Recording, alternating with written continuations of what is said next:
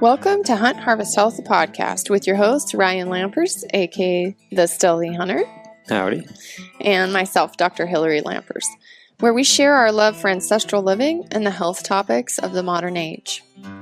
Ryan is the well-rounded bearded brawn of Hunt Harvest Health. His knowledge of backcountry adventure, western hunting, and our household status as garden guru and super dad really defines our gut stealthy lifestyle. Doc Hillary is definitely the brains and beauty behind all of this. She kind of makes everything happen, as I have zero technical skills. Hill is just a wealth of knowledge in all things medicine and nutrition, which not only keep our family healthy, but they help me stay strong in all my mountain adventures. You can follow us at huntharvesthealth.com, Instagram, and Facebook for more podcasts, recipes, and stories. All right, let's do this.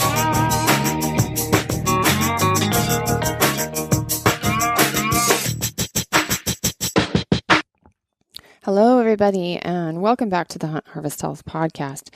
Today's podcast is going to be part 2 in our Gardening 101 series, and we're going to be talking all about soil, which we think is definitely the most vital and important piece of gardening and probably life on the planet.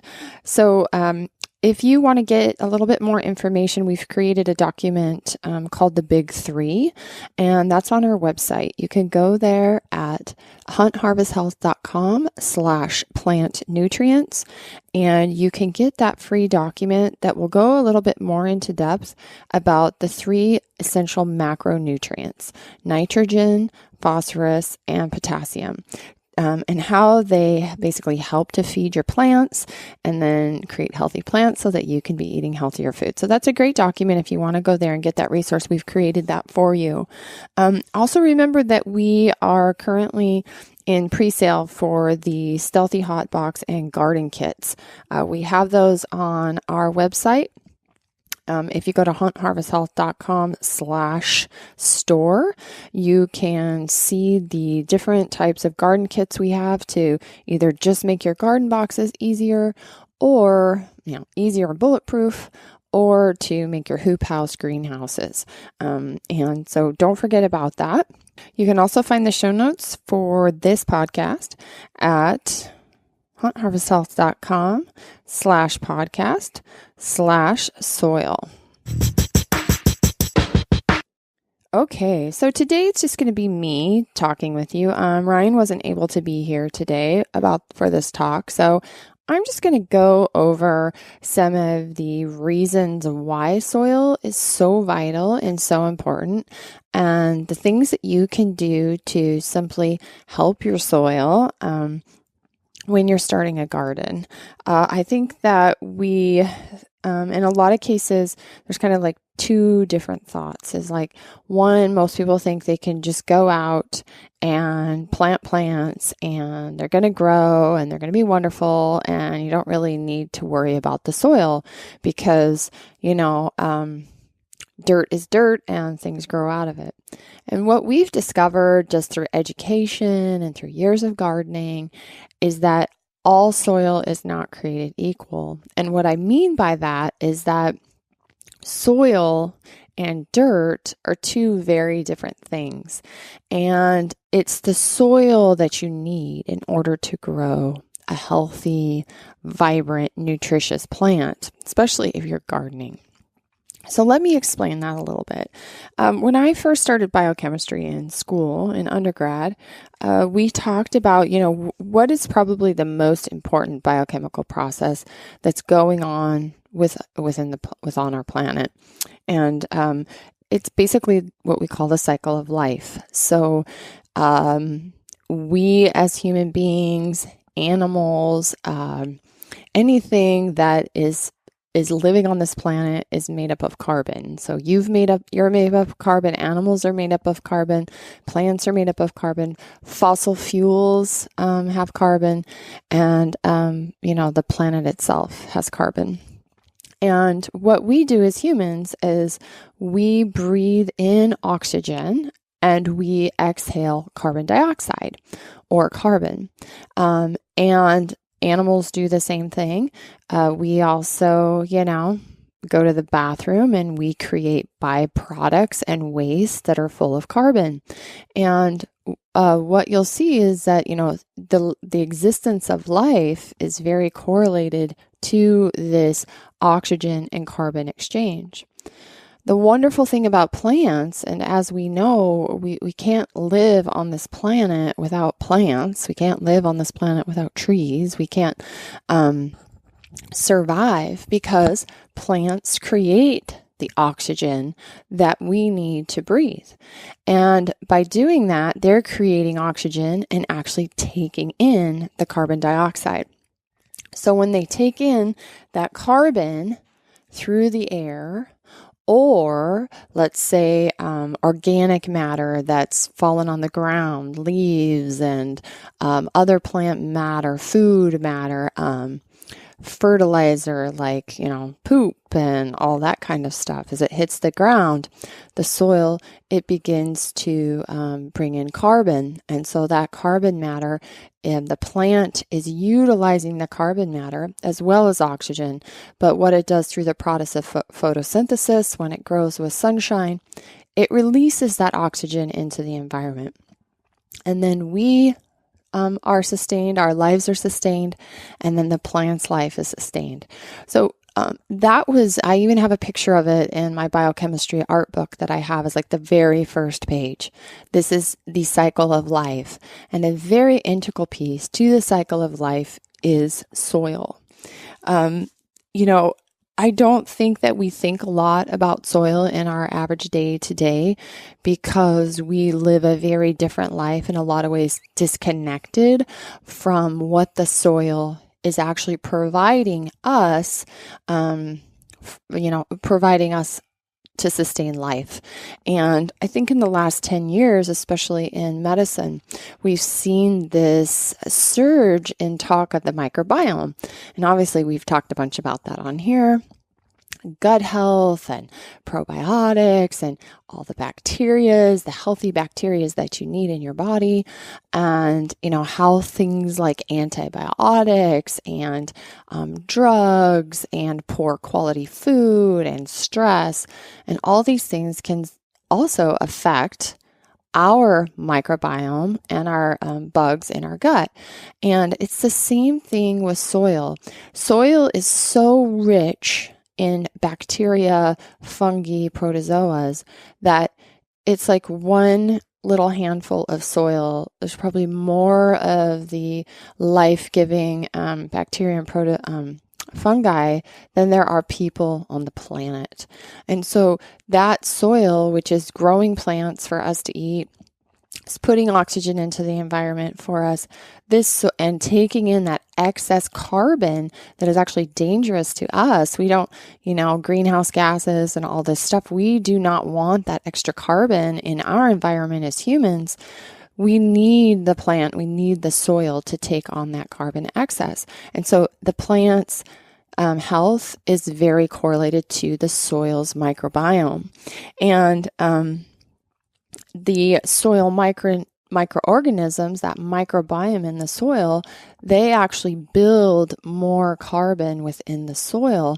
And this is a way for us to pull these excess harmful carbons out of the environment and actually nourish the soil. You've probably heard, over the last 100 years or even more, we've basically destroyed a large percentage of our topsoil. And this topsoil is where most of the magic is happening. This topsoil is where those bacteria and fungi, where these microorganisms are living and they're working on the root systems of the plant. This is where carbon is coming in, water is bringing in oxygen, and it's feeding the roots of the plants, which in turn is going to create a more healthy, growing, or nutritious either food or plant or tree, etc. And that topsoil is super, super important. But what can happen, and what has happened probably over many years with the standard practice of conventional agriculture, is that there's been a lot of tilling, and then when there's too much tilling, too many crops, not enough ground cover crops, and etc. And then the use of, we'll get into this in a little bit more, but the use of inorganic fertilizers and etc. is that topsoil gets pulled away. And what then you have is this kind of underlying compacted soil. And actually within that soil, that's more what we would call dirt. So soil is life-giving. And when we talk about soil, is that soil is the stuff that has all those nutrients and it has that life in it. And that is probably, if you live in a place like you've never dug up and, you've just let things compost and you go out and you put your shovel and you dig up and you just like see this beautiful soil, rich soil. It has worms in it and falls apart in your hand, but has just enough water in it. That is that beautiful topsoil that has been just slowly composting itself and getting all those microorganisms that it needs. But if you continually are stripping that away, you're going to have more of just dirt. So dirt only has those basic minerals of sand, silt, and clay, and it's not going to be able to feed the plant like it needs to. And even in a lot of ways, it can harm the plant, because if the root systems have to go down into these compacted soils, there's sometimes the harmful bacteria that live down there that will destroy the root system. And so we see problems with growing plants when you don't have a good, healthy topsoil. And so that's kind of the correlation between soil and dirt. So it's really important, these organic processes that are going on, feeding the soil, as well as, the composting action of soil and bringing in carbons. That's super important if you're going to start a garden. You need soil. You don't want to be growing plants in dirt. It's just not going to work. So what I'd like to talk about is just a little bit of how the soil is actually growing a plant, and what is soil doing to get that plant to go up. So I talked a little bit about this carbon-oxygen exchange, and that's happening all the time. And photosynthesis, and you have this kind of whole biochemical process going on. But let's say you're going to start a new plant, and you're going to plant a seed in the soil, and you water it right, and it starts to germinate, and it starts to grow roots. So obviously all plants are going to grow roots first, because the roots are what are going to bring nutrients up into the plant when it's stimulated by the sun. So those buds come out, it gets stimulated by the sun. You have photosynthesis, bringing chlorophylls, etc., building that in the plant, but you need a healthy root system in order to do that. So what happens is the seed, or what it will release, like sugars and some small proteins, etc., into the soil. And what that does in the system is it wakes up micronutrients within the soil. So it wakes up micro and macronutrients. So it wakes up the soil's like signal of, oh, we have a life form coming in and we need to start working with it. And what that does, those microorganisms in the soil are usually bacteria and fungi. And they will then create an enzymatic process where they will then store nutrients from the soil, and they will surround the roots. And this is going to help the plant. First, what it does is the roots start growing, and these bacteria and protozoa, they like get the signal of, okay, we need to start storing nutrients from the soil, like phosphorus, nitrogen, phosphorus, potassium. There's a bunch of other minerals, and it will kind of come around the root and like protect the root. Like, okay, let's let this thing grow, and we're going to protect it and help it to get these essential nutrients.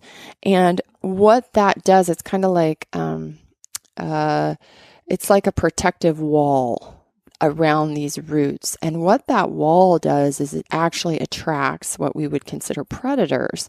And these are other microorganisms, protozoa, worms.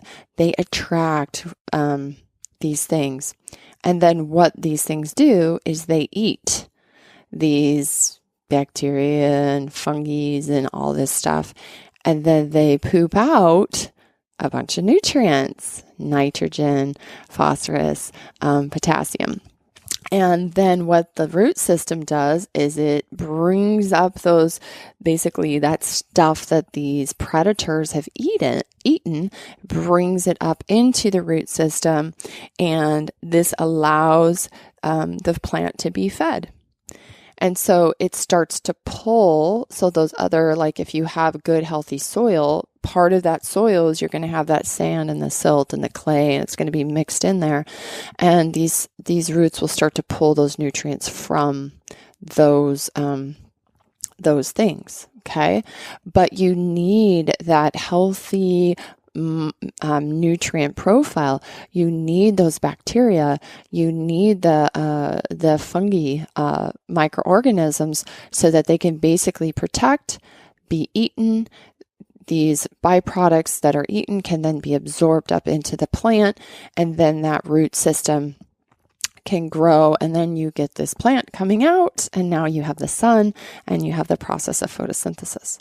And so if you're just thinking of your soil like, oh, it's just, how is it doing this? Really what it's doing is it's got its own microbiome that is feeding and basically being eaten and digested by other things. And then that's creating the plant to be able to absorb nutrients. So it is like super cool process, I think. I think it's a really cool process. But if you want to take the flip side of that and you want to convert soil into dirt, the best way to do that is to, use inorganic fertilizers. So I haven't really talked about fertilizers yet, but like we talked about worms. So when the worms eat these microorganisms around the root, they poop out worm castings. And worm castings are like definitely one of our favorite fertilizers. But if you have worms in your soil, that's a great sign. That means that you have lots of natural fertilizers. And if you're using, if you're converting soil into dirt by using a lot of inorganic fertilizers, you're basically killing those bacteria and fungi that are surrounding the root and calling in things like the worms. And, you basically can't build soil structure. So the other piece about soil is that soil needs to have a very healthy structure so that, like when you water a plant, if you don't have good soil structure, you're going to lose water. Like water's just going to run off. It's not even going to be pulled into the soil. And obviously, just like us, plants need water to survive. And that's kind of like, so the pore spacing in the soil, it allows a large amount of air and water to get into the soil. And that, that air with the carbon dioxides as well as the oxygens, it feeds that microbiome in the soil. And if the soil, so it's kind of like one of these things, if your soil's too wet, and it's like where we live in the Pacific Northwest, like we can't plant outside until we know it's rainy season's going to be slowly done, because if it's sopping wet, basically the seed just gets drowned. It can't actually put its roots out, and it changes that pore spacing basically within in the soil. And so you can't get air to move. And when you can't get air to move through the soil, you're just going to get drowned seeds. So this is another reason why you would when you go out and you have a compost pile, you turn your compost, you move your compost. You'll see Ryan a lot, like in videos and stuff. He's always playing with the soil and around his tomato plants, he's always moving it. He's circulating a little bit of that soil. And so that's going to help keep that pore spacing in that soil structure really, really good. And so if you're using inorganic fertilizers and you're killing these bacteria and these fungi, you can't build that soil structure. So what that causes is the this causes like water runoff, right? So the soil can't absorb the water, the pore spacing is really bad, and then this causes the root system, which also needs oxygen from that water and from the air, the movement of air, is that it can't move into the soil. So then you get so what will happen is normally within that topsoil, the roots will grow and sometimes they'll spread out and they'll be getting all those essential, that microbiome activity, and they'll be able to pull those nutrients in, pull oxygen in, etc. But if they don't have that, because there's really no topsoil and those microbiome isn't there, it starts to go down. So the root will go down and it will go down deeper into those more compacted layers of soil. And what they found is that there's actually harmful bacteria in those compacted layers of soil. And so what will happen is the root system will be killed. And when this starts to happen, when you have destroyed root systems, you're not going to be able to attract predators that are going to feed the roots, and then you're going to need chemicals. And the other thing is that you're going to need chemicals basically to grow those roots. And so this is where it's a vicious cycle when you start using inorganic fertilizers, chemical fertilizers. This is another reason the topsoil has been destroyed on a large part of the planet, is that we're doing too much tilling. We're not regenerating. We're not using compostive, like regenerative agriculture is where you're using lots of composting. You're using animal manures. You're basically using that carbon cycle to feed the soil. And if you go on YouTube and, you research about soil, there's so much information out there about soil that's really impactful. And, most people, like everybody agrees, no matter what their thought process is about gardening, farming, is that soil is vital to life. And when we destroy the topsoil, when we destroy this ability for our planet to regenerate and to use its microbiome in order to create life and to feed us and to feed our microbiome, we're going to have serious problems. It's the bigger, because then at that point too, you're going to have contaminated water, you're going to have acidic oceans, you're going to have like this carbon cycle is not going to be able to happen as efficiently because that soil has not been fed and it's gone. So this is like one of the things when you grow a garden is always thinking about your soil is really the foundation of what's happening and how a plant's growing. And if something's wrong with a plant, it's not growing, always thinking about first the soil. What's going on with my soil? Did I plant it in dirt or did I plant it in soil? Are you composting? Are you using organic fertilizers like worm casting? Ryan uses fish fertilizers. He uses eggshells for calcium and all these things. And we'll talk about fertilizers in a different podcast because that's kind of another whole section. But really, getting to know your soil, super important. So sometimes people will have their soil tested, and in the show notes, I'll put in some places you can have your soil tested. We've never had our soil tested because we just feed our soil, and over the years, we've developed soil that's super rich and healthy. And all you need to do is, if you have great soil, is just look at it, smell it, see the porous structure in it, see the worms in it, and you know that your soil's good. And then, of course, your plants are going to be healthy and they're going to grow really well and not have tons of disease and etc. And so the other thing about plants, especially, once they're growing, is they need aerobic activity. What that needs is they need oxygen.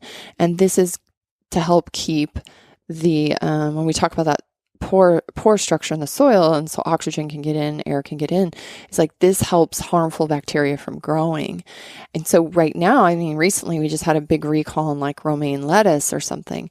And it's really important to remember that once they cut a plant and they take it and then they wash it, so remember your plant also has healthy soil and nutrients on it, and not just like what's in the plant, but when you eat like food right out of the garden with a little bit of dirt on it and everything, you're feeding your microbiome. And we have completely gone the entire other way. If you want to get into hygiene hypothesis and stuff, like dirt is bad for you, wash everything, bleach everything. And we're doing that with our vegetables now. So you pick the vegetables and then, they wash it heavily, and then they irradiate it for these, harmful bacteria, and they cut it up, and then they put it in a plastic bag, and then they seal it. Then they ship it off to the grocery store. That is like perfect environment for causing harmful bacteria to grow and causing food poisoning. Because these plants, even when they're not in the soil per se, they need oxygen. And when they're in these anaerobic environments, they have no oxygen. And so if you've totally cleaned all the good bacteria off these plants, you've cleaned the dirt off, it has no basically protection anymore. These harmful bacteria can now thrive and grow on these things like lettuce in a bag and etc. So, something to think about, because I think I heard a statistic that people need to consume about 4 pounds of soil every year, because the soil is feeding our microbiome. Super, super, super important. So, if you got a garden, we eat our food out of the garden all the time. We don't wash it. We don't always wash everything. And even when we do wash it, we're probably not doing that great. Ryan's better than I am. Like, he's a stickler for making sure you get the aphid buds and all these things off, but we still don't wash our food, like sterilize it, and what we found is that we're healthier for that. We want our kids to eat peas out of the garden, eat carrots right out of the ground, wipe the dirt off, have a bite. It's healthy for you. You need this. And so feeding your microbiome, you need to feed your soil's microbiome. And we're going to talk about that in another podcast, fertilizers that can do that for you. So what I wanted to finish with is, we created a free document for you to go get at our website on the big three, which are the big three macronutrients that plants really need in order to grow, and kind of why those things are so important. And I'm not going to go, the big three, I'm not going to go into them too deep, just because I don't want this podcast to be too long. And you can go get that document if you want it, which breaks it down better. But the big three are nitrogen, phosphorus, and potassium. You also need calciums, magnesiums, boron. There's a bunch of different other minerals, but these are the big three, and you'll see these even like if you buy an inorganic fertilizer or you buy an organic composted soil, you may see ratios, the NPK ratio. That ratio is going to depend on what you need in your soil, what plants you're growing, etc. But if we think about probably the most important, I would say nitrogen. And nitrogen is helping to promote growth of the plant above the soil. So if you don't have enough nitrogen, you're probably not going to get that plant to come up out of the soil very well, or when it does, you're going to have a very big root system and a very small plant. Now you can imagine, depending on the plant, that's a good thing. So if you have root vegetables, you want that root vegetable to grow and nurture. And so you need a balance of the nitrogen. You don't want to have too little or too much. You want the greens to grow up, but you don't want to have a tiny little beet and a huge beet green, right? Unless you love beet greens. So that could be that your nitrogen ratio is off a little bit. So nitrogen basically supports chlorophyll production in the foliage or the leaves of the plant. And it also creates a healthy root, so you can get that good foliage.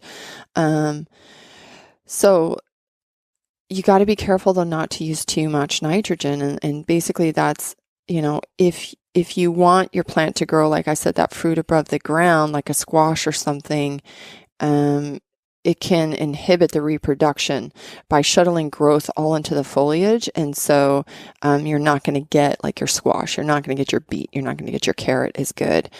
Too much nitrogen can dehydrate the plant because it kind of steals water and it leaves mineral salts behind. And this can be why some of your plants might look burnt a little bit. You'd be like, why does my leaf look like that? And that's because you've got too much nitrogen. It's dehydrating the plant. If the roots get too large, you can have a destabilized plant.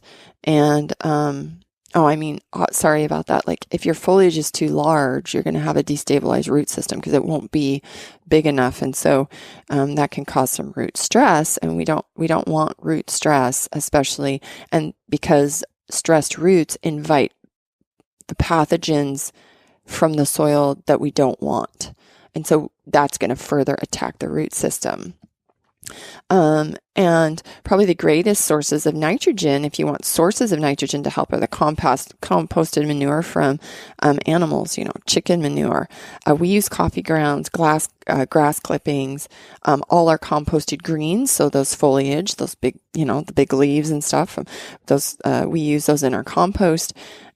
Fish fertilizers, and even human urine. You can use human urine.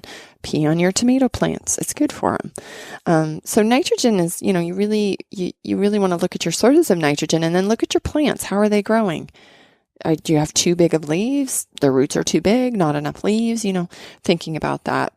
Phosphorus is number 2 in the big 3, and it encourages both root and fruit growth. But especially in cooler weather. So if you live in a cooler place, you want to make sure you have adequate phosphorus because it helps with that process. But it's basically a building block of the plant that regulates protein synthesis. So it promotes energy transformation in the plant. And if you have a plant that doesn't have enough phosphorus, you can think of a plant that doesn't have a lot of energy. So it's going to be small, it's going to be stunted, it's not going to be growing very well. You may not have any flowers or fruit that grow on it. And you might see a reddening or purpling effect to the plant or the root vegetable. Like if it's a beet, maybe that's what you want, right? But if you see reddening in your plants and you're like, this isn't right, it could be that you don't have enough phosphorus. And, sources of phosphorus are in the compost I talked about before. So you're going to get phosphorus in that as well. Using those things is super important. You can also use bone meal and rock phosphate or some of these things. But we always encourage, use the natural fertilizers. Don't use the chemical fertilizers, because not only that, chemical fertilizers pollute groundwater, and you don't want that, especially in your garden. And then the last big one we just touch on is potassium. And potassium is obviously important for everybody. It's like important for us. We need potassium. People are like, oh, my legs are cramping. I'm not getting enough potassium. So what potassium does in a plant is it basically holds water and it improves drought resistance. So if you live in a place that's really hot, you don't get enough water, you want to make sure that your plants have adequate potassium because they need to hold water and they're not going to get maybe a ton of water like where we live in the Pacific Northwest. We get lots of water. So, drought resistance isn't a big issue for us. But it also helps to fight off pests. It resists disease, and it can actually increase your crop growth if you've got that. But if you have potassium deficiency, you may notice yellowing spots or brown veins, like in your older leaves, like they just kind of look drab and yellow. So the best way to give potassium to your plants is, again, compost and any food compost. So any plant organic matter has potassium in it. Like when you eat that banana for your potassium, that has potassium in it. So make sure you're composting your food. Make sure you're composting all your grass clippings. Make sure you're even composting your organic cardboards and all these things. These make really nutritious compost for your yard. Don't be throwing that stuff in the landfill. Don't be throwing it away, because when it goes to a landfill, it produces more methane gas. So you want to be composting this and using that stuff for your garden. You can also use wood ash from your fireplace, but be careful, not too much, can burn it. And then there's things like what are called potash and green sand. So again, if you need to get your soil tested, the other thing, sometimes if you live in urban environments or you've moved into a new place, you don't know what they did to the soil, what they put in the soil. Do you live somewhere where maybe you're having heavy metal exposure? These are all things to think about when you start your garden. And you can go back to the first episode of this, Gardening 101, just to learn about more of the basics of, how do you choose where to put your garden, etc. But I hope this podcast helped you understand soil a little bit more, understand the macronutrients that are most important for your plant. And I just highly encourage that you kind of, you learn about soil, and when you learn about soil, you'll learn about yourself. When you learn about what it takes to grow a healthy plant, you start learning about what it takes to grow a healthy body and how to feed yourself nutritiously. And so I love talking about this stuff because, we live on this planet, we consume things, but we are a big piece of the process. We are probably the biggest piece of the process here, and we owe a lot to future generations to make sure that our soil quality is there for them so that they can experience this. So one great way to start this process is by growing a garden and creating a healthy microbiome within your soil. All right, everybody, have a great week, and we'll be back for part 3 soon.